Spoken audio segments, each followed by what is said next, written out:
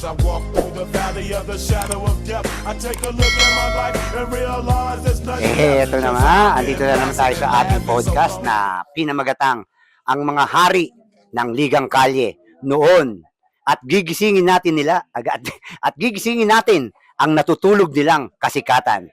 At ang unang-una nating guest, walang iba, ang pinakamatulin nung panahon niya sa Tabok, si The Fast, Homer Silvestre. Yun, nagising. Yan, mga kaibigan, si Homer.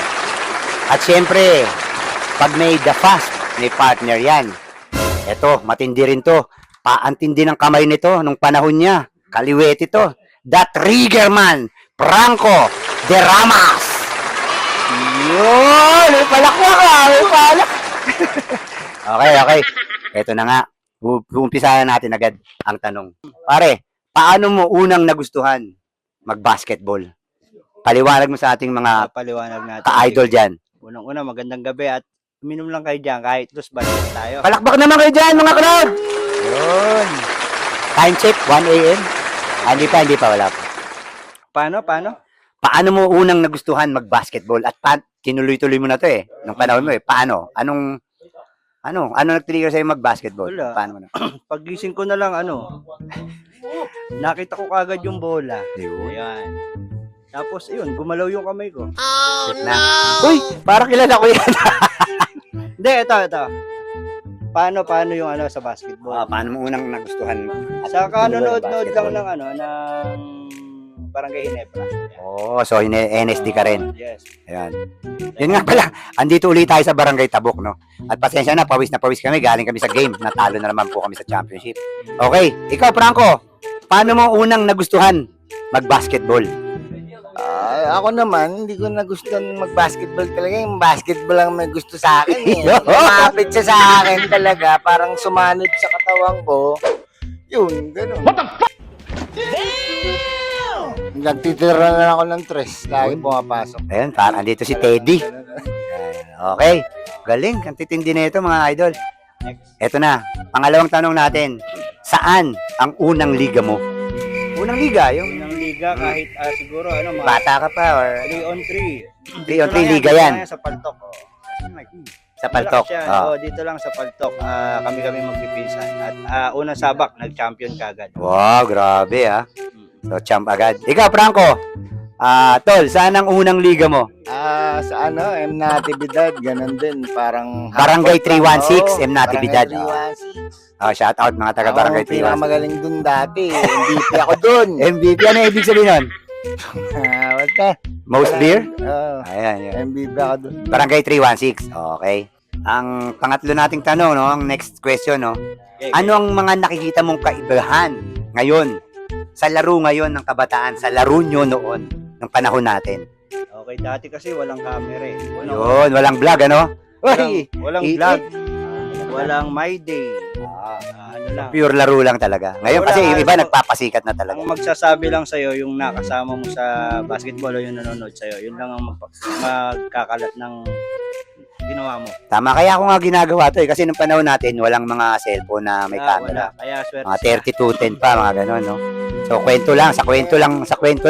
sa kwento lang malalaman. Oo. Ikaw ko. Yung kabataan ngayon, wala. Mga flapping na yung mga Flapping, maarte sila. Ate, Bigay konting bangga. dati, talagang hampasan, walang foul, gano'n. Depensang maigi, wala. Ngayon, maarte, wala. Maarte. Go down. Dati, talagang hard to hard. Wala. Ngayon, malalambot sila. Okay. Ito naman, Mer. Next question para sa'yo, pare. Ano ang experience mo na di mo malilimutan kasama ako sa liga? Stop it.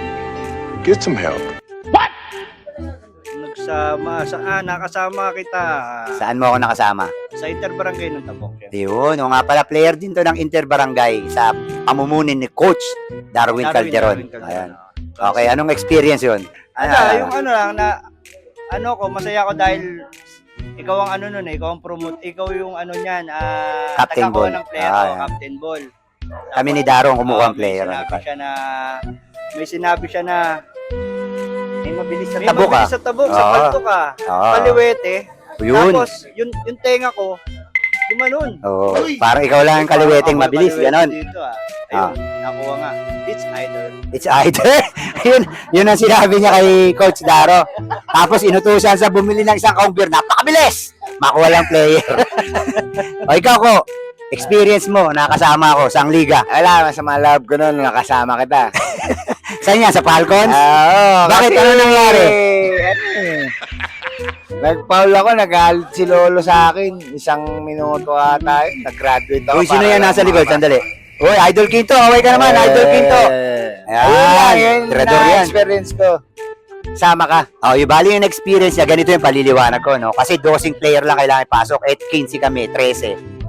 So, pang 12 pinasok si Franco. So, hindi na ako makalaro. Sabi ngayon namin, isang minuto, mag-foul ka kasi hindi na ako makalaro. So, nag-foul siya. 5 sunod, 5 sunod. Pagtapos nung graduate siya, nag-inuman sila na engay sa ilalim ng ring ng gin. Okay. Antinding experience yun. Okay, next question, ha? Sinong nakakabusit mong kalaban? Sino ang gusto mong laging talunin? Na team o tao?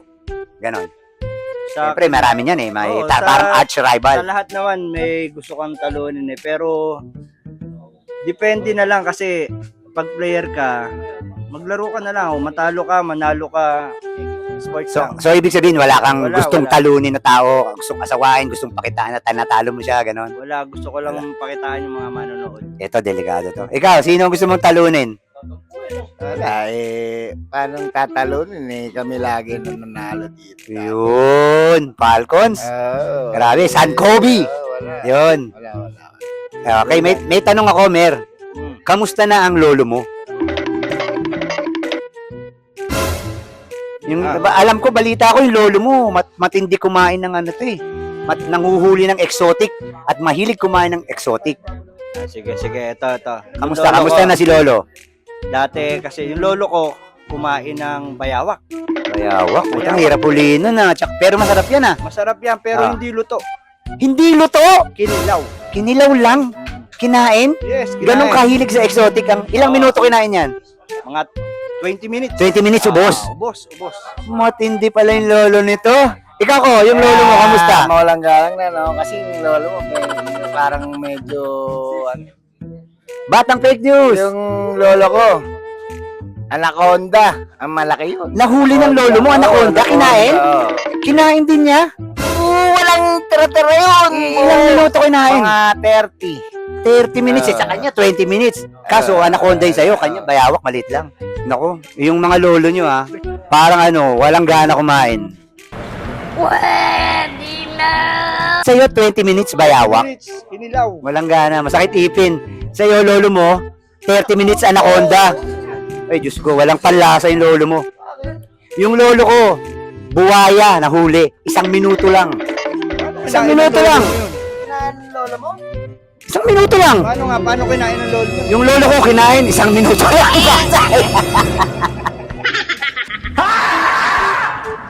O ngayon, Mer, itong next question May nakalaro ka na ba noon na sa kalye na pro player? Or sikat, PBA, amateur, gano'n? Wala pa. Si Dramas pa lang. Karama. Ayun, nagsasalita. Ay. Ikaw ko, ito maraming nakakalaro itong pro Puro player. Sino ang mga nakalaro mo? Si Tony Martinez. Magaling tumira yun. Shout out sa'yo, Tony Martinez. Ang hari ng Betamax. Nakashort pa ng putol na maong yun. Si Tony Martinez, nagbabasketball yan sa amin sa May Haligay. Kung kilala niyo si Tony Martinez, kung nanonood Legend kayo yan, ng adult legend. movies, Betamax pa nun, nagbabasketball yan, ano suot? Yung maong na putol. Maong na putol, hanggang dito, ganyan. Tapos nanonood yung tito ko, Tama. tito ko, Becky. Nanonood yun, si Tito Sa mga Totoy. hindi nakakaalam, legend yun, legend. Legend talaga, parang George Stregan, no? Ito. Homer, alam ko matulin ka pero gusto ko pa rin itanong, ano ang signature move mo sa basketball na talagang pag ginawa mo, walang nakakahuli? Ano? Spin move. Spin! Crossover. Spin move crossover kaya nakuha ni Daro The to. legs. Ang dami spin move crossover between the legs. Yan ang hindi ko kaya dati. Okay, ikaw ko. Tol, anong paborito mong anong signature move mo? Step by step. Si James Harden. Okay? Yan. Yan. Alam mo, So, step by step. Kasi, step by step yun. Ito si Franco, napakagaling itong maglaro. Kasi sa Barangay 316 pag fiesta, nagtataga yan habang naglalaro, fiesta, mga lasing na naglalaro. Kaya step by step. Okay. Tumama yung views ha. O, ito ha. Kung manonood ang mga anak mo, siyempre hindi nila nakita eh. Anong game ang pwede mong ipagyabang sa kanila sa YouTube or what? Kung sakaling may YouTube na nun. Kung manonood Anong game yung pagmamalaki mo? sa daming games kasi hindi ko na alam. So wala kang isang pero pinakamatindi mong game? Ito, nung last ko, Sa Emirates. sa Emirates, Oh. napapanood na nila. Ah, Kaya nila. lang talagang larong lang tayo, larong Papawis. papawis kasi na tayo, iba na yung ngayon eh, iba na yung Mga kalaban natin, no? Lalakas na eh. Iba na, tsaka iba na yung buhay natin ngayon. Oo, iba na. Pamilya na tayo. Ikaw ko, kung yung YouTube, Hindi, pwede namang i-search ng mga anak ko sa YouTube. Nandun naman yung mga laro namin dati. yung pala eh. Anong si search? Yung Last Dance. Search na lang nila. Okay, Lalabas na yun dun. O ito, next question. Kung gagawing pelikula ang basketball life mo, sinong gusto mong gumanap na artista? Ay, ito, sinabi ko na to dati. 2011 Kamukha mo. Naalala mo yung inuman natin Oo, noon? si Isaac Figuera. Pagdating ng panahon. Yan, Aiza Sigera, no? Oo, pagdating ng panahon, sana. Tapos si Aiza Sigera, ganyan ang ganyan yun. Yan, okay. Shout out, Aiza. Ikaw ko, kung gagawin pelikula yung basketball life mo, sino gusto mong gumanap? Charis. Charis Pepenko. Puro tibo. Wala nang daddy yun. Nagawa na. Marireset pa ba yun? Okay na yun. Hindi Kasi na. hindi naman yung Okay. Aiza Sigera and Charis, puto, matitindi yung mga May payo ba kayo sa mga upcoming superstars dito sa Tabok? Mga kabataan, anong payo nyo? Okay, sa mga kabataan, unang-una, wag muna magyayabang. Yun. Yan. Wag magbibisyo kagad kasi ang bisyo ang number 1 na makapagpapahina sa katawan nyo. Tama yung sinabi mo, wag muna magyabang. Unang-una, kung dito ka pa lang sa barangay nyo naglalaro, hindi ka pa dumadayo, be humble muna. Saka ka na magyabang kung marami ka ng championship rings, marami ka ng pinahirapan, ganon. Hinuhugot ka na sa ibang lugar. Pero kung dito ka lang sa Tabok, Kahit sabihin be humble lang. Kasi isa lang kayo dito. kahit sabihin mong dumadayo siya o marami nang naipakita, marami nang Wag pa rin. Wag Be pa rin. humble. Yun nga sabi ni Coach Tim Cone. Kita mo sa Inebra, walang mga antics, no? Oo, sa Puro player, pag nakashoot, takbo lang baba, di ba? sa player, ganun lang. Sobre. Ikaw ko, anong payo mo sa mga kabataan ngayon? Ang Anong iinumin bago maglaro? Mapapayo ko lang sa kanila, maging bowling sila kahit walang bola. Maging bowling kayo kahit walang bola. Yun. Ito pa, tatanong ko ulit yung lolo mo. May tanong pa ako eh. Yung lolo nito naglakad eh. Mula Tabok hanggang Manila, naglakad. Oo, naglakad nga pala. Oo nga Kamusta pala. yung lolo mo naman na naglakad? Ayun, naglakad siya Mula Tabok hanggang 4 Manila. na oras. 4 na oras. Jogging yun eh. Jogging pala, sorry. Nag-jogging. Jogging. Nag-jogging ang lolo Sorry, niya. direct. Ikaw, yung lolo mo, Yung lolo ko ganun rin, mula Tabok hanggang 3 Manila. oras sa'yo, no? 3 oras din. 3 oras din. Mm. Ano, nag-jogging din? Hindi, naglakad naman. Wow! Wow! Naglakad din. Naglakad. Eh, jogging lang. 3 oras. Sa akin, jogging eh. Jogging sa'yo, 3. Sa kanya, lakad 3. Malakas pa yung lolo mo. Pero, alam mo yung mga lolo nyo, mga sira na yung tuhod niyan. Siguro yung lolo mo may ACL. Kasi yung lolo ko, mula Tabok hanggang Manila, 4 na oras. 4 na oras niya tinira. Parehas lang din eh. Hindi, 3 ka, 3. Yung lolo ko, 4. O, ano yung lakad na ginawa mo? Yung lolo mo nag-jogging. Jogging. Yung lolo mo naglakad. Yung lolo ko, paluhod. Okay, maraming salamat po sa inyong lahat. Kasama natin si The Past and The Fasting na nagda-diet. Yun. Congrats. Maraming salamat sa inyong lahat, mga idol. Bye-bye. Thank you, Homer, pare, and Franco. Bye-bye. As I walk through the valley of the shadow of death, I take a look at my life and realize there's nothing left. Cause I've been blasting and laughing so long that